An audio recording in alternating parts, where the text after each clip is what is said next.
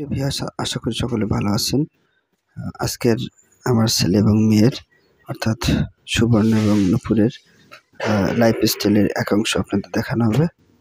আপনারা দেখতে থাকুন তারা কি করে। আমরা সাধারণত ফ্লোরে সাধারণত আমাদের বেড,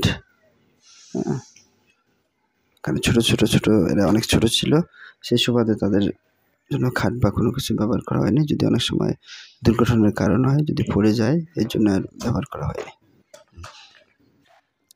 তো ভাই কি করছে মা? দেখো ভাই কি করছে। ভাই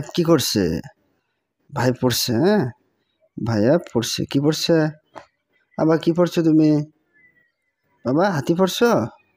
হাতি? হ্যাঁ মা, কি বলো কি পড়ছো?